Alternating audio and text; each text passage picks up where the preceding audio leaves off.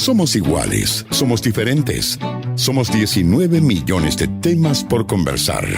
Somos País ADN, con Aldo Schiapacase e Isabel Tolosa. ¿Cómo están? Muy buenos días. Iniciamos una nueva semana con la sensación de que ha pasado tanto el fin de semana, ¿no? Sí, demasiadas noticias, pero más o menos estamos dando vueltas en los mismos temas, como que en el fondo no hay cosas que uno podría decir algo que viene interesante o que vamos a tener otro tipo de conversaciones o que vamos a avanzar en temas más profundos de las necesidades de los chilenos. No estamos dando vuelta en el caso convenios, que tiene montones de aristas. No estamos dando vuelta en las encuestas, en este caso el Pulso, que viene con datos bien interesantes sobre nuevamente los republicanos como liderando las encuestas, en este caso José Antonio Kast. También hay un tema que me parece interesante que tenemos que hablar, que tiene que ver con el pacto fiscal, que esta semana, pero más o menos de lo mismo que hemos venido hablando, ¿no? En un rato más se debiera anunciar este pacto fiscal. Pero ¿te parece increíble que un gobierno asuma que lo que está pasando y la crisis que está viviendo se denomine corrupción? Sí. No lo mandó a hacer con nadie. Con nadie, pues es terrible, porque en el fondo, por un caso bien concreto con Democracia Viva, se empezó a investigar y encontramos que esto ya era una práctica 13.000 millones de muchas organizaciones, que hay que ver cuánto de esto hay de falco, cuánto esto es plata que se va directamente para bolsillos de las organizaciones que están detrás, o para política, o para lo que sea, y cuánto de esa plata realmente es porque hay una mala administración, una mala gestión, que no puede ser. Entonces... Estamos a la espera de Sebastián Sichel, pero mientras eso acontece, tenemos a Rodrigo de la Riva conectado. Amaneció medio enfermo Rodrigo, pero tiene muchas cosas que decirnos con respecto a qué dicen los números, cuál es la proyección, porque Rodrigo me da la sensación de que todo indica, cualquier consulta, cualquier encuesta que se haga, todo indica que estamos viviendo en un país republicano, ¿no? ¿Cómo estás? Buenos días. Hola Aldo, buenos días. Hola Isa, buen día. Disculpa por no estar ahí, pero la verdad de las cosas es que creo que es un acto de responsabilidad. Sí, se te nota. Lo que se demanda en este país, poder quedarse en casa y cuidar al prójimo, ¿no? Ser respetuoso con el otro, eso es lo que nos falta. Así es que, yo todavía tengo voz. En la mañana en algún minuto pensé que no iba a tener voz para el programa, pero qué bueno que puedo estar aquí, así que les agradezco la invitación. Sí, desde hace ya varias semanas hemos venido conversando el tema de esto de la derechización de la población en cuanto a su posición política. Vamos a ver ahí en el Pulso ya en detalle, está en la pauta para que lo analicemos, donde hay temáticas importantes que empujan a ello, ¿no? El principal problema que ha venido siendo durante ya un buen tiempo es el de la delincuencia. Y es ahí donde las lógicas de la mano dura, que efectivamente se requiere control de la delincuencia, es una lógica más propia del discurso histórico de la derecha, y por tanto es ahí donde tienen, yo diría, apalancando a su electorado, ¿no? Por ahí vemos, seguramente me van a preguntar por qué Evelyn Matei sube en esta encuesta respecto de una medición a la otra, y bueno, porque Evelyn Matei ha aparecido justamente... En todas las instancias que han habido y los hechos de gran connotación social que han habido de incidentes delictuales, no solo en la comuna de Providencia, sino que también en las comunas aledañas, por lo menos en la pauta noticiosa de las últimas semanas. Y eso le ayuda a posicionarse.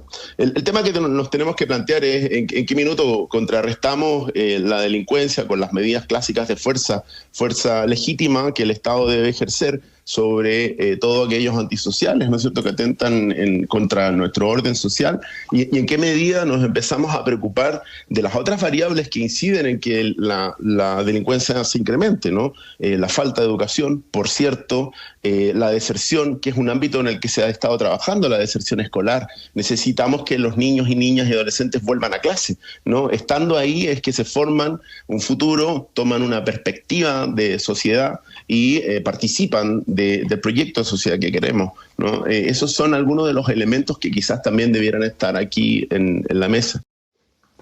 Sebastián Sichel, bienvenido. Ya los voy a presentar como corresponde. Estábamos empezando a analizar, cuando tú venías entrando un poco este fin de semana, que estuvo noticioso, pero noticioso dando vuelta en lo mismo, decíamos nosotros, como que no nos salimos de los mismos temas, ¿no? ¿Cuándo diantre y por qué nos convertimos en un país republicano, Sebastián Sichel? Yo creo que por dos cosas. Algo estaba escuchando lo que decía Rodrigo. Primero, Yo tengo la sensación, y voy a volver a los años 90, cuando hubo el retorno a la democracia. Me acuerdo que las campañas de la dictadura contra los que votaban no, o votaban, yo no votaba, pero estábamos en el lado del no, era como que iba a volver el terrorismo, ¿se acuerdan? Va a volver el terrorismo, va a volver el caos. Y si algo hizo muy bien la Concertación fue representar el sentido del orden también. La izquierda supo apropiarse, o la centroizquierda, de que la sensación del orden no era propiedad de un sector político, sino que era un desafío colectivo para todos aquellos que quieren administrar el Estado. Yo creo que ese fue el gran mérito de don Patricio Aylwin. Uno ve cómo combatió el Lautaro, todo lo que pasó con lo malo y lo bueno, la oficina. Y yo creo que algo pasó aquí, en el Chile del siglo XXI, es que la centroizquierda, e incluso la centroderecha, fue tenue en el respeto al Estado de Derecho y en sostener el orden. Y le entregó esa banda a un sector que, desde mi perspectiva, más que orden, ofrece autoridad a toda costa y a veces incluso, y así lo han dicho, más o menos en el margen del Estado de Derecho. Yo creo que hay un desafío para el resto de los sectores políticos que entiendan que el orden no es atributo de este mundo autoritario, sino que el orden también es atributo de los demócratas, pero le entregamos la cancha, yo diría así. Entonces no es que nos hayamos vuelto tan republicanos, ojo con las encuestas, yo he mirado harto esta encuesta, lo que la gente demanda es autoridad, orden, respeto al Estado de Derecho, y obviamente hay alguien que ha tomado el pandero de ese tema, pero el desafío para el resto de los sectores políticos es saber que también pueden interpretar eso con cambio social, con reforma, con una mejor sociedad, sin derogar el aborto a 3 causales, como lo escuché ayer Arturo Esquella, y por lo tanto esa oferta de orden no tiene por qué venir con autoritarismo o con más bien con el ejercicio del poder del Estado de manera ilegítima. Cuando se va mayoría en el Congreso. ¿Ah? Se la despachó el presidente del Partido Republicano. Eso, perdón, pero para los auditores, no sé si lo vieron ayer, pero en una cosa bien rara, el presidente del Partido Republicano ayer dijo, con pachorra primero, que iban a ser mayoría en el Congreso, eso lo decían los ciudadanos, no él, y después de eso dijo que una de las cosas que iba a hacer era retroceder en el aborto 3 causales. Entonces, es un poco la señal del autoritarismo versus la democracia. Primero, la democracia uno nunca dice yo voy a ser mayoría, los ciudadanos son los que dicen, y segundo, si soy mayoría no voy a imponer mi agenda moral respecto al resto. Y yo creo que ese es el punto de inflexión que viene hacia adelante. Yo, a diferencia de todo lo que andan diciendo por ahí, no estoy seguro ni que republicano va a ser gobierno, ni siquiera que la derecha va a ser gobierno. Esto va a depender de hacia dónde creces, o si no te va a pasar el fenómeno español. Si entiendes que hay sectores que demandan justicia social, que demandan un cambio de agenda que tiene que ver con pensiones y salud, que son las otras 2 preocupaciones después de seguridad, probablemente vas a interpretar mejor el tiempo del futuro. Boric lo hizo muy bien contra José Antonio Kast cuando le compitió en ese espacio, y Kast, en vez de ir a ese lado, se fue más a la derecha. Lo hizo muy bien Sánchez. El desafío de la centro-derecha es saber si le deja esa cancha libre otra vez a la izquierda y gobiernan, o entiende que hay una demanda de cambio en Chile y que tiene que interpretarla. Lo Arturo Esquela, perdóname, Isabel, porque es bien arriesgado, porque él dice, vamos a ser mayoría en el Congreso, pero además vamos a derogar de inmediato el aborto en 3 causales, que parece ser una medida que todavía tiene mucho apoyo entre la ciudadanía, o sea, que es medio contradictorio el anuncio, ¿no, Rodrigo? Los republicanos tienen su hoja de ruta bien clara, ellos lo han señalado y la han querido imponer también en el proceso constituyente, ¿no? Vimos hace 2 semanas, ¿no es cierto?, que uno de los temas que plantearon era eliminar los derechos reproductivos de las mujeres. Batalla ganada durante muchos años, ¿no es cierto?, y que desemboca en la legalización del aborto en 3 causales. Y ellos están muy convencidos de querer derogarlo. Por tanto, el llamado que hace Esquella, o la advertencia, casi amenaza que hace Esquella, de que una vez que tengamos todo el poder, nosotros vamos a derogar la ley de aborto en 3 causales y en cualquier escenario que pudiera darse, me parece que va en línea con lo que ellos siempre han planteado. Ahora, ¿cuánto rédito político le trae esa medida en particular? Yo pienso efectivamente, como tú, Aldo, que se equivocan, porque la población mayoritariamente, y sobre todo en las mujeres, entienden que ese es un derecho ganado y con una lucha histórica que no es cosa de borrar por una ley, por un plumazo y por la ideología sostenida por un sector que, si bien hoy día es una fuerza importante, no es un sector mayoritario, y eso es importante que se entienda también. Yo igual quería llevarles la conversación, nos metimos aquí de lleno hablando. También hay una entrevista a Ernesto Silva, ¿no? El fin de semana en La Tercera, donde hace un llamado a la oposición a juntarse para poder ir en un camino que les permita ganar las próximas elecciones, en todas las que vienen. Estamos hablando aquí de que Evópoli, Renovación Nacional, UDI, tiene que pactar con republicanos. Y aquí, en este tipo de temas más valóricos, como el tema del aborto, uno piensa Evópoli, a lo mejor aquí le va a costar, ¿o no? Es bien difícil que tú puedas pactar con los republicanos si tienes pensamientos ideológicos distintos por los que naciste y te diferenciaste de la derecha más dura por eso también, y te pusiste al centro, ¿no? Claro, 3 reflexiones ahí bien importantes. Primero, ojo, Republicano es el partido con mayor adhesión y con mayor votación, pero eso no lo hace ser mayoría. Y yo creo que eso es una...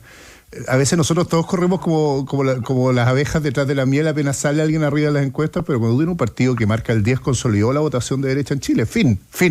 Y otros 9 no están ahí. Y por tanto la gran pregunta es, si de uno de cada 10 adhiere a republicano y los otros 9 no, ¿qué pasa con el resto de los 9? Pero somos buenos para andar corriendo como si la miel fuera republicano. Y republicanos, para ser justo, le fue muy bien en la elección, pero sacó el 30%, no sacó el 50%, y por lo tanto las declaraciones de Esquella demuestran, yo creo, más bien una especie de soberbia postelectoral que entendimiento de la elección. Ya le pasó a la EC alguna vez, ¿se acuerdan cuando Tovich dijo que iba a gobernar 40 años la EC después de ganar con Frei Montalva y no duró 6? Y tiene que ver con esa reflexión profunda de que todavía en Chile no hay partidos que puedan generar hegemonía política para conducir gobiernos solos. Primera reflexión. Segunda reflexión con lo de la entrevista de Ernesto Silva. Yo creo que la centro-derecha tiene que tomar una definición que no es esa, no es si pacta o no con republicanos, es si quiere ser eje de un gobierno o si quiere ser comparsa de un gobierno. Y es una discusión bien profunda que no está definida. Yo tengo la sensación que vive, en la mañana se levantan como quieren ser eje y en la tarde pasan a ser comparsa. Un poco la reacción con lo de Jackson, un poco la reacción que ha habido política en general de irse endureciendo y acercándose allá, pero eso te va a condenar a ser minoría. Y la tercera cosa, y aquí termino, es que uno no puede buscar siempre donde hay.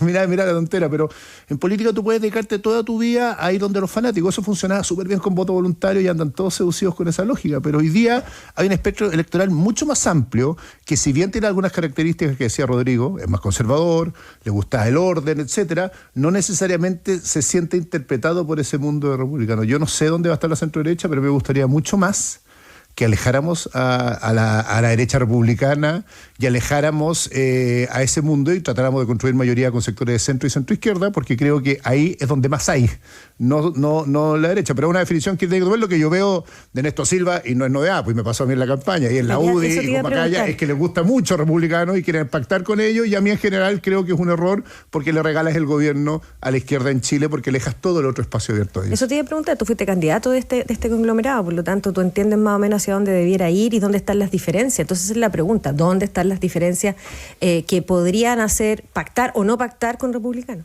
Yo creo que son dos sustantivas. Fui candidato hasta por ahí nomás. Fui candidato porque gané la primaria, pero a la media hora se habían ido la mitad que querían que fuera candidato a caso, para ser justo. ¿Dónde? La principal diferencia, una que tiene que ver con la mirada del Chile que tenemos. Lo del aborto es una punta de lanza de algo más profundo, que reconocer que tenemos una sociedad desigual y que por lo tanto tú requieres un Estado que entiende esa sociedad y no que regla desde las convicciones morales al resto de la sociedad. Y la segunda, que es política, es cómo le da gobernabilidad a Chile. Oye, si a Boric le ha costado gobernar porque se puso en una esquina, imagínate si republicanos gobiernan lo que le costaría gobernar, y por lo tanto el desafío no es solo ganar un gobierno. Esa pregunta me la hice muchas veces en la campaña, muchas. El desafío es darle gobernabilidad al país para que el país le vaya mejor. Y yo creo que por lo tanto lo que tiene que construir la centro-derecha es ver dónde puede construir puentes y no dónde destruir puentes. Porque ganar y hacer un gobierno, perdón que lo diga, como la mierda, en que no puedes construir acuerdos, en que no puedes sacar adelante reforma, es un párrafo en el libro de la historia, pero un desastre para el país. Yo creo que esa conversación no la tiene ni la centro-derecha ni la centro-izquierda ahí. ¿Cómo gobiernas en un país partido en dos y fraccionado como está, construyendo puentes con sectores que te permitan ser mayoría en Chile? Rodrigo Larriga. Sí, ayer, a propósito de lo que dice Sebastián, ayer escuchaba una cuña de de Cristóbal Bellolio, ¿no? Ex vocero de Sebastián Piñera, que me pareció... Jaime Bellolio, él, perfecto. Que me pareció dentro del marco de sensatez, entendiendo de que, como bien dice Sebastián, un gobierno no debe esperar gobernar o dar gobernabilidad al país solo desde su bloque ideológico. Debe tender puentes y tender lazos con otros sectores, ojalá los más próximos, para construir grandes acuerdos. Y eso es lo que no se ha podido hasta hoy. Y eso la ciudadanía lo visualiza. Visualiza que hay una pugna política altamente polarizada que solo busca inculpar a los distintos personeros de gobierno para destruir al gobierno políticamente y con ello construir su futuro electoral, que es lo que están viendo hoy día en las encuestas, efectivamente, con 3 candidatos que están siendo la mayoría, que están sumando 40 puntos de preferencia. Entonces, el tema aquí es en qué medida la clase política sale de este escenario. Se ve muy difícil. Por ahí el presidente de la Cámara de Diputados decía ayer también que está demasiado crispado el ambiente, a él no le había tocado vivir este escenario, y en qué medida hay actores políticos que tomen el liderazgo. Idealmente, me pareciera ser, a mi juicio, que debiera ser gente de centro, ¿no? O gente de la histórica nueva mayoría, ¿no? PS, PPD, con el mundo DC. Hoy día hay gente del PDG también, y por cierto, el mundo de Evópolis, que es gente de centro derecha, que pudiese esgrimir un proyecto de unión, un proyecto de encuentro para darle curso a todas las reformas que este país requiere, porque de lo contrario vamos a nuevamente entrar en un escenario social que no conviene a nadie, ¿no? Leía, por ejemplo, que comenzaron nuevamente las protestas en el barrio de Las Tarrias, llevan 2 semanas ya en ese escenario, y eso, claro, es una amenaza de un grupúsculo que básicamente tiene más bien bases o creencias anarquistas, pero no queremos que ello prolifere y que se le dé argumento para que ello prolifere. O bien esta protesta que se hace en La Moneda de un grupo de ultraderecha, ¿no? Contra el gobierno, diciendo que no pertenecen a ningún partido político, pero que finalmente son estos grupúsculos extremos a los que se les da pie, toda vez que el sistema político todo no demuestra a la ciudadanía que tiene la capacidad de ponerse de acuerdo, de gobernar, de avanzar, de buscar soluciones. Aprovecho, Rodrigo, de meterme en el tema del pulso, encuesta que ustedes realizan desde Activa Research. Es que no presenté a los panelistas, Aldo. No dije nada, sí, estamos como los españoles. Me gusta este nuevo estilo. Pero la gente ya los conoce, llevamos un largo... Ya, pero igual, y los voy a prestar. Estamos con Rodrigo de la Riva, que está enfermo, y usted lo escucha con la voz medio desgastada, pero se agradece el esfuerzo. Sociólogo, sociodirector de Activa Research, y que desde ahí hablamos del pulso. Estamos con Sebastián Sichel, abogado, académico y director del Centro de Innovación Gabriela Mistral, profesor de Derecho Constitucional. Así lo presentamos acá. Rodrigo, lo que pasa es que estaba revisando el pulso, mirando algunos detalles. Hay algunas cosas interesantes que se meten en la conversación, como por ejemplo cuando uno se mete en los temas cuáles son los principales problemas del país. La delincuencia y el tema económico viene hace mucho rato de distintas maneras presentándose como 1 y 2, pero se mete el tema de la corrupción, que lo habíamos conversado la vez anterior, que es un tema que está claramente marcado, me imagino yo, por el caso de Democracia Viva, ¿no? Que de alguna manera la corrupción la gente lo empieza a identificar como un tema y antes no estaba dentro de los principales problemas del país. Absolutamente, ese es un dato preocupante. Hemos venido desde hace un tiempo con menciones cercanas al 50% de como principal problema de la delincuencia. El segundo problema ha sido la economía, como tú bien dijiste, aunque ha venido bajando dado el control que se ha venido haciendo de la inflación, ¿no? Vemos algunas noticias un poco auspiciosas respecto de que el costo de la vida en algunos aspectos, sobre todo los básicos alimentarios, ha mejorado, ¿no? Pero aparece aquí un problemón que no había tenido demasiada preponderancia, que es la corrupción. con 26 puntos. Típicamente estaba en 10, 15, 12, pero hoy está en 26 puntos. Es el tercer problema para la ciudadanía y sin duda lo detona el caso Convenio y particularmente el caso de Democracia Viva y todo lo que está anexo a ese caso, ¿no? Todo lo imbricado que están las relaciones humanas en torno a una fundación de reciente creación que se le asignan 426 millones de pesos, que Contraloría lo declara irregular, que hoy por hoy supuestamente hay 90 millones de pesos ejecutados, que la misma fundación impugna y dice no voy a devolver porque está todo en regla, pero entendemos acá, según lo que dijo el ministro Luis Cordero ayer, que el Consejo de Defensa del Estado va a interponer una querella, ¿no? y va a impugnar esa no devolución. Entonces, eso la ciudadanía lo visualiza una falta a la fe pública, porque esto es una falta grave a la fe pública, eso es la corrupción, es una falta total de probidad.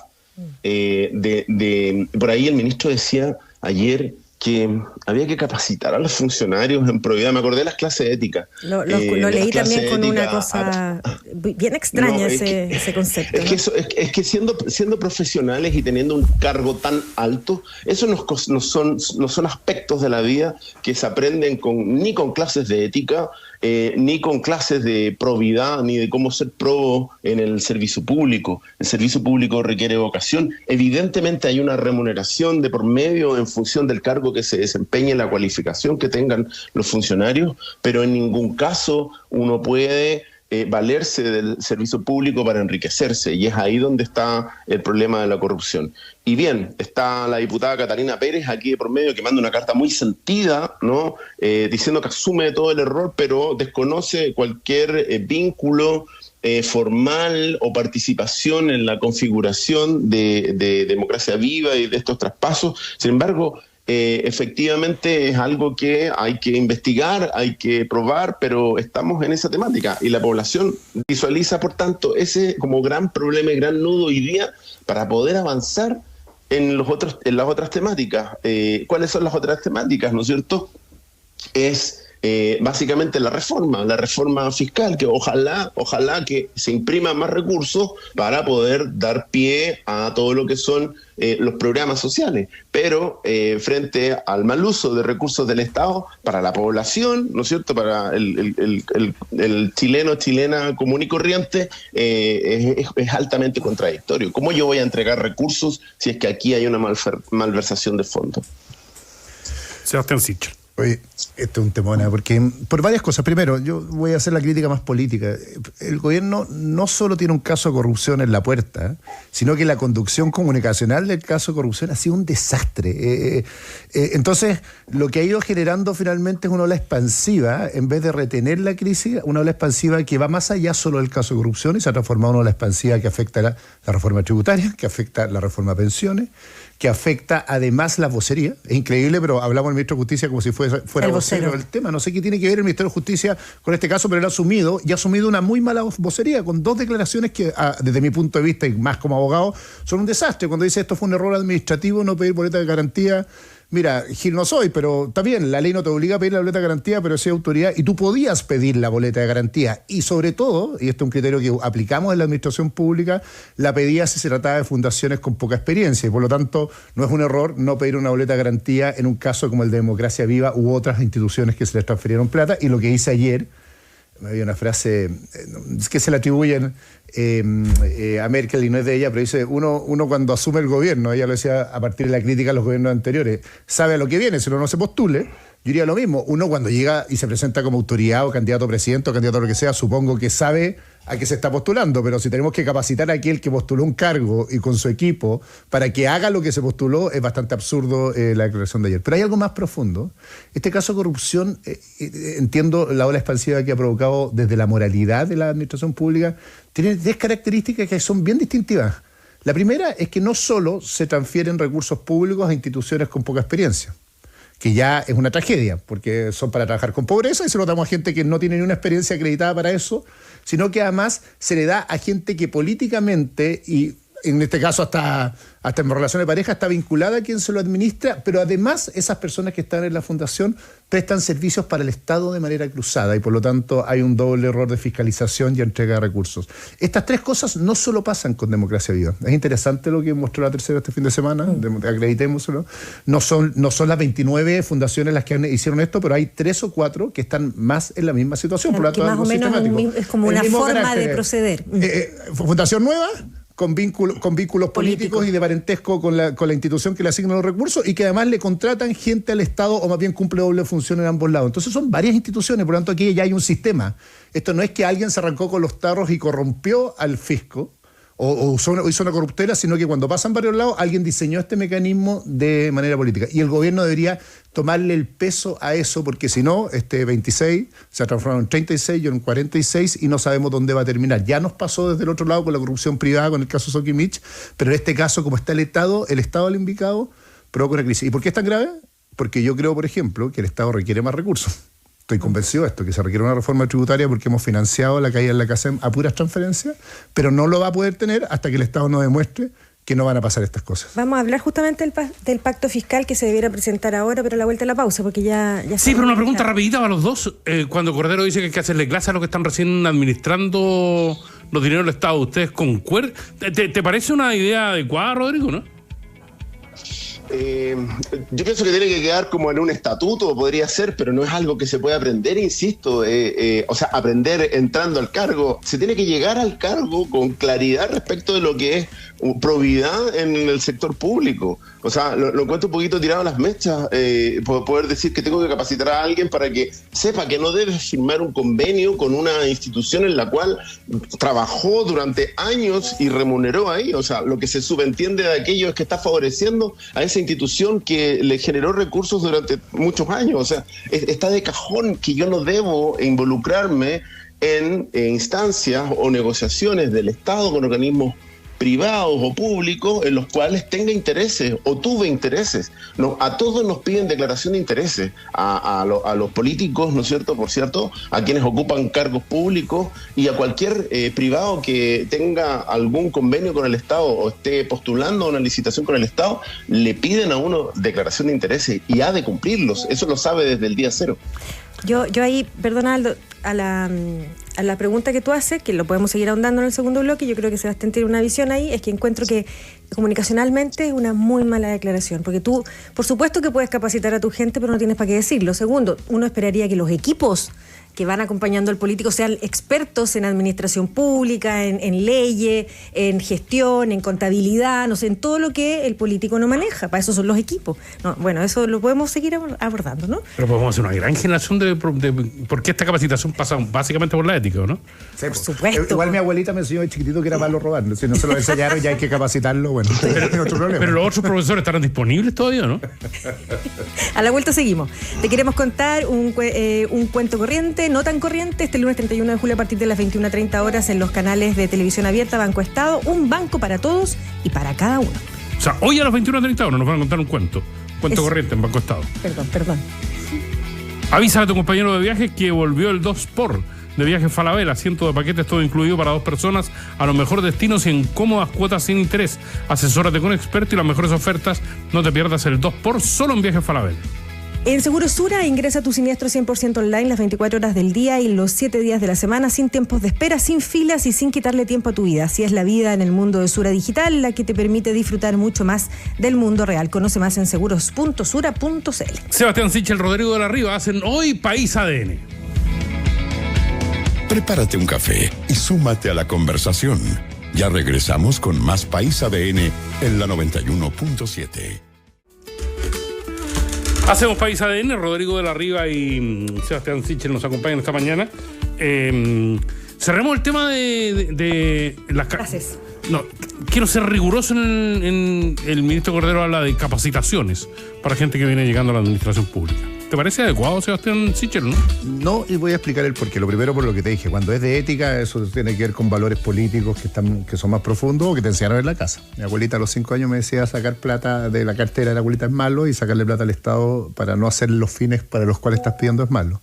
Y después hay una reflexión. Por supuesto, si tú entraste por concurso público, a la administración pública, obvio que tiene que haber un proceso de capacitación para ese funcionario el rol que cumple. Pero si entraste porque concursaste electoralmente, se supone que tú tienes un programa de gobierno, equipos técnicos y capacitados porque estás postulando para gobernar. La gente no está eligiendo a alguien para estudiar gobierno, sino que está eligiendo a alguien para gobernar, valga el sector político. Entonces me resulta extraño que alguien que entró ahí, no porque entró a un concurso público, no por sus méritos, sino que porque se postuló frente a los ciudadanos en un vías democráticas para ser electo para gobernar, después llega el gobierno y dice, mira, es que yo no sabía gobernar, necesito capacitarme. Yo creo que es contradictorio conceptualmente. Y son dos mundos, insisto. El que postula administración pública por canales formales, obvio, todas las capacitaciones porque entra a cumplir un rol permanente en el Estado. Pero cada vez que tú le dices a los ciudadanos, esto como de la teoría de la separación de poderes, tú le dices a los ciudadanos, elíjame a mí, yo estoy concursando para demostrar que yo puedo gobernar mejor que el que está allá. En eso consisten las elecciones. Sería raro que dijera, elíjame a mí, pero me tienen que capacitar para hacer lo que yo le estoy diciendo a usted que voy a hacer. Y eso es contradictorio y por eso es tan contraintuitivo lo que dijo Cordero ayer. Porque el ciudadano común y corriente dice, si este señor me dijo que iba a hacer un programa de gobierno, que iba a eliminar el CAE, que iba a mejorar las pensiones, y ahora me está diciendo que tengo que capacitarlo al funcionario político que entró ahí no por sus méritos, sino que porque yo le di la oportunidad a través del voto de que me mostrara que iba a ser un buen gobierno. Ese es el gran desastre de esa cuña, creo yo, y no solo la cuña, de una concepción un poco paternalista que tiene este mundo más como Lucho Cordero, como la Carolina Toá, diría, estos cabros con Revolución Democrática o el mundo del Frente Amplio, como si, pobrecitos, entiéndalo, si no sabían lo que estaban haciendo. No, si ellos ganaron un gobierno y tuvieron debate y presentaron un programa y se supone que sabían las fórmulas que estaban haciendo y cuando apoyaron los retiros espero que supieran los productos que iban a tener la inflación. Va en la misma sentido una cuña que dio Yoyo Jackson hace poco, cuando dijo... Hoy no sabíamos el impacto que iba a tener la inflación los retiros. Le decía, me está tonteando, usted es parlamentario hace 8 años, le pagamos para eso, para ser un especialista en esto. Y me dice un año después, cuando el ministro que no sabía que si había retiros previsionales iban a provocar la inflación. Esa forma de justificación es puro paternalismo político que puede funcionar para cuando tú eres dirigente universitario. Lo puedo entender. Pero cuando estás a cargo de 80.000 millones de dólares, que es el presupuesto de la nación, del aparato público que representa más o menos cerca del 20% del PIB, es una mala justificación y no solo eso, sino que demuestra finalmente la incapacidad que tienen para gobernar y eso es trágico. A propósito de cuña, se entiende, para que la gente... Es una frase que se utiliza en términos periodísticos. Un trozo. Una declaración que se utiliza en términos... Yo no he visto una crítica más descarnada a este gobierno que la que ha hecho el Partido Socialista, Rodrigo de la Riva. Fidel Espinosa se ha convertido no solo en el inquisidor más grande que tiene el gobierno, sino que además en el productor de cuñas más efectivas y dolorosas. Pero ayer el senador Castro, José Luis Castro, se despachó una cuña que sencillamente debe estar en los anales de la política chilena. Me da vergüenza apoyar a este gobierno, es decir, eso va más allá de cualquier límite, ¿no? Sí, le contestó Carolina Toá también al tiro y le dice, bueno, están los que se quedan y enfrentan los problemas, están los que van por el lado y se arrancan, digamos. O sea, pero que no es tan sabrosa como cuña. No, claro, pero igual también le responde el tiro. Pero la cuña, me da vergüenza apoyar a este gobierno, ¿no, Rodrigo? Me quedo más con la declaración de la ministra, ¿no? Que en el fondo es interpelar para poder enfrentar un problemón en el que está el gobierno en este minuto y poder buscar caminos de solución. Sin embargo, entiendo perfectamente la vergüenza que produce que, como todo proyecto político, todo emprendimiento, todo proyecto en general, público, privado, tiene una promesa, una propuesta de valor para quienes van a ser los beneficiarios de esa propuesta y de ese proyecto. Y este gobierno llega con una propuesta de cambiar la política, lo cual no es nuevo, pero sí en términos, y se apalanca muchísimo, en los términos de la necesaria probidad del quehacer político, ¿no? Ese es un gran planteamiento. Lo dijeron, lo verbalizaron muchas veces, y particularmente el ministro que hoy día está siendo impugnado, que es Giorgio Jackson, ¿no? Quien dijo que ellos tienen otra altura moral, tienen otro comportamiento, que ellos de alguna manera van a darle cuerpo real a la meritocracia, ¿no? Van a incorporar a los mejores en los respectivos cargos.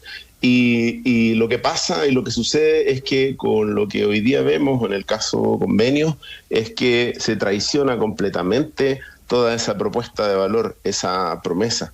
Y en la medida que se traiciona, hay quienes se quedan sin excusas frente a su electorado, ¿no? Que los apoya porque forman parte de un gobierno y de esa promesa y de esa propuesta, y por cierto que es difícil dar la cara y sentirse avergonzado. Pero me quedo y vuelvo al principio con lo que plantea la ministra Toá. Pues bien, habrá que dar la cara, habrá que dar curso a las investigaciones, habrá que encontrar los responsables, habrá que aclarar todo y no contribuir a la confusión, por ejemplo, que produce que al día de hoy se han transferido capitales por 13.000 millones de pesos. Entiendo, el ministro ayer, Luis Cordero, dijo la Contraloría detectó 13.000 millones de pesos irregulares, pero entiéndase que eso no es que ya se hayan traspasado. Esa plata se detectó a tiempo y todavía radica en el Estado. Pues bien, qué bueno que un órgano como la Contraloría ejerce las funciones que tiene que ejercer, y para eso está. Y ahí estamos en el camino correcto, en el camino de la probidad, en el camino de esta promesa de resguardo de los bienes públicos para beneficio de la población, ¿no?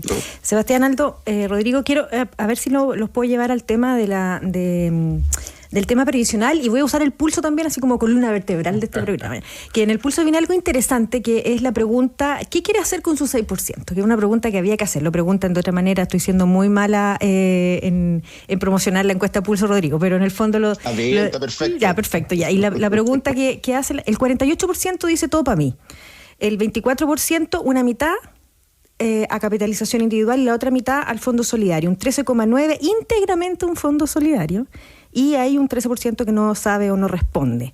Es interesante, porque uno esperaría que el más del 50%, ¿no? El 60%, no se dijera, a raíz de lo que tuvimos en el rechazo, dijera capitalización individual. Pero aquí hay una conversación pendiente, me da la sensación, ¿o no? Exactamente. Esta lámina... va Rodrigo. Perdona, Sebastián, dale, adelante. No, pues usted explique la lámina, que la conoce mejor. Vale. Bueno, efectivamente, como bien dice Isa, este tipo de consultas lo que nos permite, con las encuestas, lo que buscamos hacer nosotros es como dar conciencia a toda la población de dónde estamos en nuestras ideas y pensamientos de lo que queremos como proyecto de sistema de pensiones, ¿no? Efectivamente, casi un 50% dice: yo quiero que este 6% adicional íntegramente vaya a mi cuenta de capitalización individual. Y hay un resto, otro 50% que hay uno que no sabe, que está en la duda, ¿no? Pero hay otros porcentajes que dice sí, hay capitalización individual, más reparto, y hay otros íntegramente reparto. Por lo tanto, no está nada dicho al respecto, y bien pudiera ser que debiésemos seguir entregando elementos a la población para entender muy bien qué significa cada uno de estos conceptos, ¿no? Hoy por hoy, el 10% actual es enteramente capitalización individual. Ha demostrado que sistémicamente el modelo fracasa, porque hoy día tenemos muchísima gente con innumerables lagunas, e incluso aquellos que han trabajado los 40 años laborales, a la hora de obtener pensiones no tienen pensiones adecuadas, por distintas razones, porque por la precarización de las remuneraciones, históricamente, ¿no? Ese 10% no alcanza para juntar una pensión suficiente para que después de jubilado sirva para vivir la vida actual, ¿no? Por las lagunas, porque tengo grandes periodos en los que no coticé, ¿no? Y es por eso que surge esta propuesta de reforma de pensiones en las que se aporta un nuevo 6%, ¿no? Un 6% más, pasamos a un 16% de ahorro para las pensiones. Y la discusión está entre el programa de gobierno, que dice inicialmente 6% fondo solidario, un pilar para garantizar que aquellas personas que al final de su vida laboral no tengan una pensión justa o correcta o adecuada para vivir sobre el básico, le alcance, ¿no es cierto? Y versus otro bloque, el bloque de la centro derecha, con matices, que va desde el 6% total a capitalización individual, y hay voces que hablan del 3%. Como hablamos de los equilibrios y estamos hablando en este programa de la moderación, pareciera ser que el punto medio es el punto adecuado, ¿no? Es el 3 y 3, y nosotros quisimos incorporar esa consulta ahí en verde en el gráfico, donde no casi, sino con 24,2% dice: mira, efectivamente eso puede ser el camino correcto, ¿no? La mitad para mi fondo individual, porque eso reconoce el mérito de mi trabajo, pero la otra mitad para la sociedad en la cual yo soy partícipe. En un contexto donde somos altamente individualistas y el sistema nos lleva a ser muy individualistas, nos olvidamos de que vivimos con otros y muchas veces gracias a otros somos lo que somos. Lo que estoy planteando yo es un tema muy ideológico, porque hay gente que considera que su vida es su vida gracias a única y exclusivamente lo que ellos han hecho. Pero la verdad es que vivimos en una sociedad y como tal debemos ser capaces de reconocer el aporte que otros hacen en nuestra existencia. Por lo tanto, pensar en este pilar solidario para dar un mejor vivir a la comunidad toda en la cual vivimos pareciera ser un muy buen camino que ha ido ganando adeptos, ¿no? Sebastián Sichel. Ya, pero me quedé pegado con la cosa del ministro Cordero, pero me acordé como el Evangelio de San Lucas cuando dice, Padre, perdónalos porque no saben lo que hacen. Jesús le dice arriba, yo creo que hay algo de la declaración de Cordero de eso, y yo creo que es bien ridículo porque aquí no hay que pedir perdón por ello, ellos deberían justificarse, me refiero al mundo de RD. Y tiene que ver con esta conversación. Ahora viene la segunda punto de inflexión. El gobierno tiene un desafío político bien grande, pero que se ha ido desfrazando. El gobierno le faltan 8 votos para sacar la reforma de pensiones. Voy a hacerlo bien en básico. 8 votos. Entonces, la discusión con la UDI es media ridícula, republicanos tiene que convencer más bien a los círculos concéntricos cercanos al gobierno.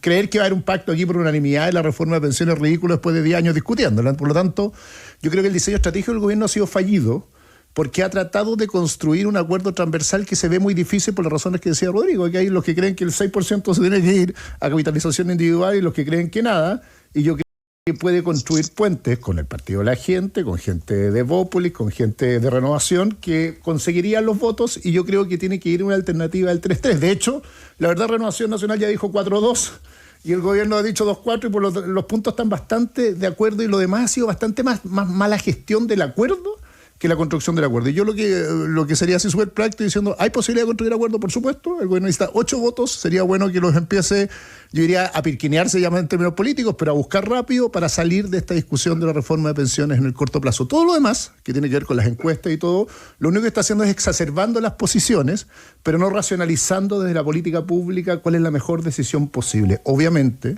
hay sesgos y preferencias de cada uno, pero tiendo a creer que la propuesta que hizo Sebastián Piñera en su gobierno del 3-3 es una propuesta de buen acuerdo, y queda un punto en cuestión, perdón para los usuarios, es si elegimos que ese 3 del Seguro Social lo administra únicamente el Estado o hay competencia en esa administración. Yo creo que ese 3% debería ser un Seguro Social administrado por el Estado, pero creo que es un punto menor.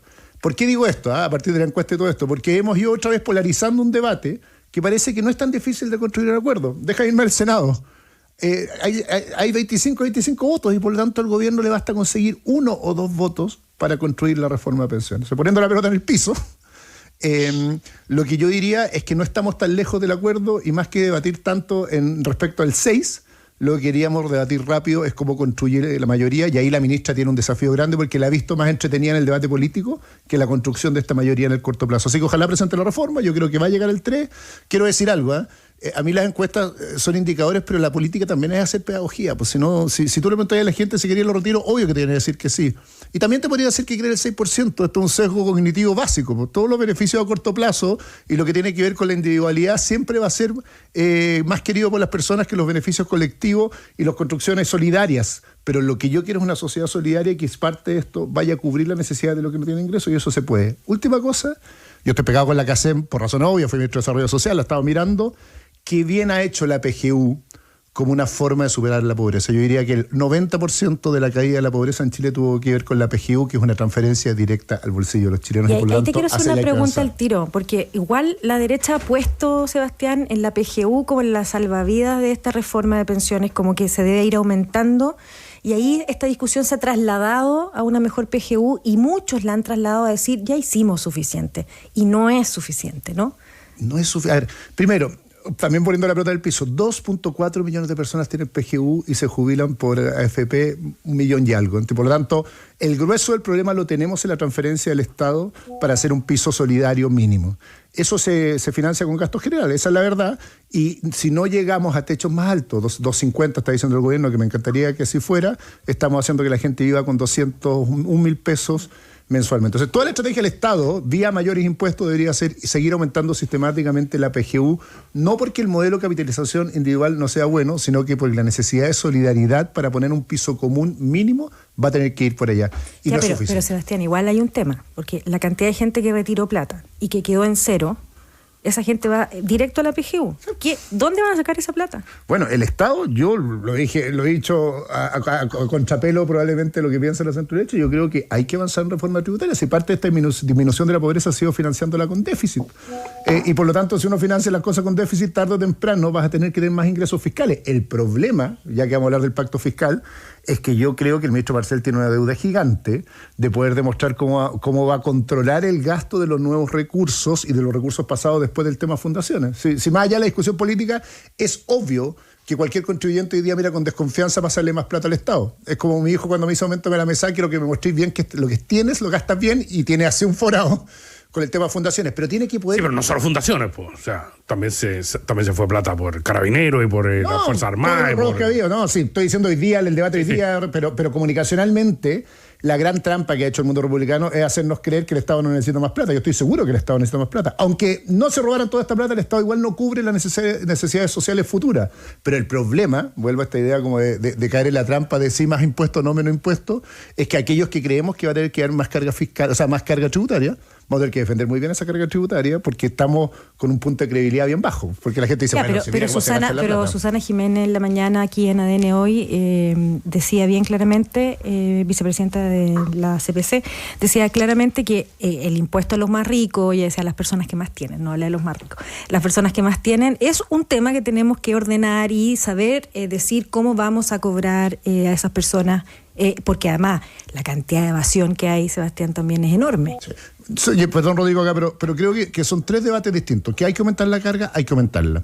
Que cada día deberíamos avanzar a un modelo australiano con impuestos afectos y que finalmente el Estado muestra cómo se gasta estos estados. No sé si han visto la creación de los contribuyentes en Australia, pero le llega el listado en que se gastaron sus impuestos, es necesario. Sin eso no tenemos credibilidad para seguir aumentando. Ahí me llega. ¿Te llega? Sí. ¿De Italia? ¿De dónde? No, de acá. ¿Ah, sí? Verdad, pero es aleatorio. Exactamente, sí. Lo implementó Briones, pero es aleatorio. Pero en general, uno podría decir... ¿Podría traerle un día para que lo miremos? Ya. ¿En qué se gastan mis impuestos? Sí. La segunda cosa vital es saber dónde se aumenta esa carga.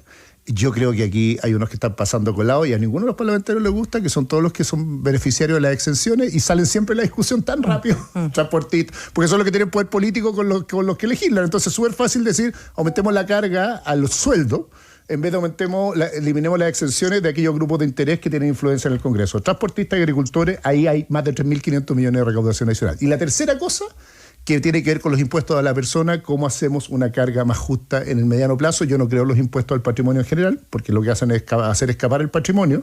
Sí creo los impuestos directos a la generación de rentas, que es donde deberíamos aumentar más. Pero es una discusión legítima.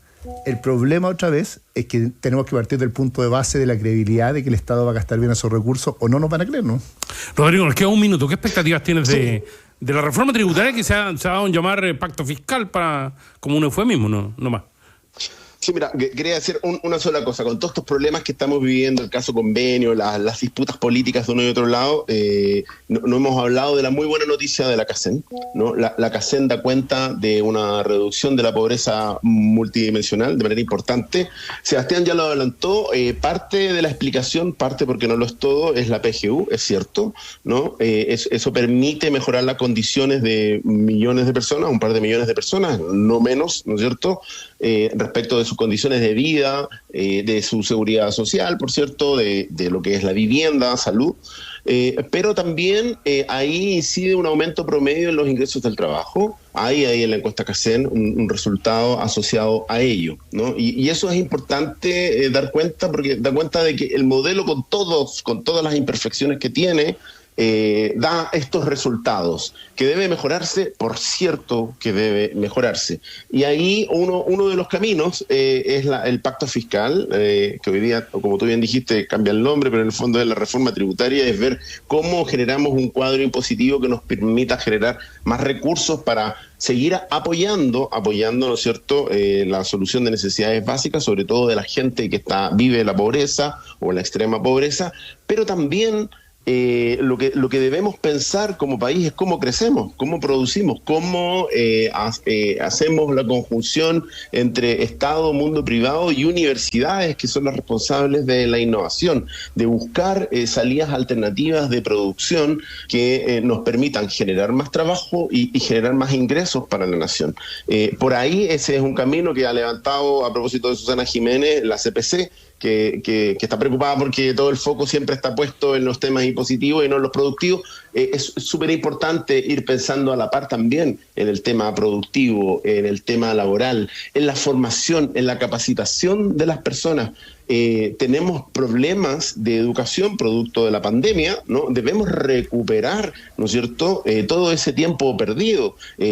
O no se nota hoy día, pero tenemos una generación importante de niños, niñas y adolescentes que tienen problemas de lectoescritura importantes, tienen problemas de operaciones matemáticas importantes, porque no tuvieron la tutela necesaria o la guía necesaria o los recursos en ese momento. Y eso nos va a pasar la cuenta, no ahora, sino en los próximos 10 años. Entonces, tenemos que pensar también en cómo como país aprovechamos los recursos actuales, ¿no?, para poder dar un salto del punto de vista productivo. La gira del presidente a Europa tenía ese objetivo, ¿no?, buscar aliados para poder aliados en Europa para poder potenciar todo lo que refiere a innovación y producción local. Se nos acabó el tiempo, hay hartas cosas. Yo igual le quiero agradecer a Ana María, Carlos Enrique, Gustavo de la Serena, Abel, que nos han escrito. Ellos plantean un punto también que me parece interesante destacar. Estoy tratando de resumir porque hay de distintas maneras de decirlo, pero nos dicen que en el fondo también aquí, cuando hablamos de temas de corrupción, por ejemplo, hay que decir que no es solo este gobierno. O sea, toda la gente está opinando que el problema de corrupción, y por eso a lo mejor aparece tan relevado en el pulso, ha pasado en todos los gobiernos están estos problemas y lo querían hacer parte de la discusión.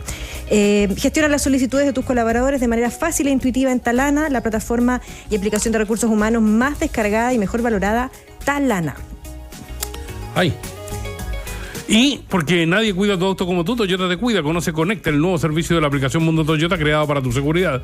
Con rastreo GPS, estadísticas de conducción, bloqueo de arranque motor y mucho más. Adquiérelo en toyota.cl y actívalo en tu concesionario más cercano de Toyota. Buscando ese saborcito de la comida chilena, te invitamos al restaurante Ana María, una cocina de campo en pleno corazón de Santiago, con carnes, pescado, marisco y la mejor plateada cru hípico. 476, reservas llamando o escribiendo al WhatsApp más 569-7620-4765. Y disfruta de tus juegos favoritos de casino y recibe tickets para los sorteos de la promo Mega Rifa de julio. Hay un pozo diario de 9 millones y un sorteo final de 22,5 millones jugando en Betson.com. Suma una flota Toyota a tu empresa con Quinto One Business, tu flota Toyota con una cuota mensual y cero trámite, permiso de circulación, mantención y seguro incluido. Suscríbete en quinto-mobility.cl. Nos vamos, Sebastián Sichel, Rodrigo Larriba, gracias por partir la semana, el último día de julio. Igual quiero decir que el 37% de los chilenos dice que es feliz en el pulso. Ya, es poquito, pero es más que el que está infeliz, por lo menos. Ojo con la pobreza en mujeres, migrantes y niños, ¿sabes? Que no nos escondan las buenas cifras, algo bien grave que está pasando. O sea, que no se descanse también, porque que no se descanse porque hay mucho que hacer. Igual hay 1.200.000 personas que son pobres en este país. Cuídate mucho, Rodrigo Larriba, ¿eh? Vienen tiempos complicados. Muchas gracias. Sí, tomar agüita, a tomar, ¿cómo se? Limonada con miel y acostarse. Tecito jengibre. Eso. Muchas gracias, que estén muy bien.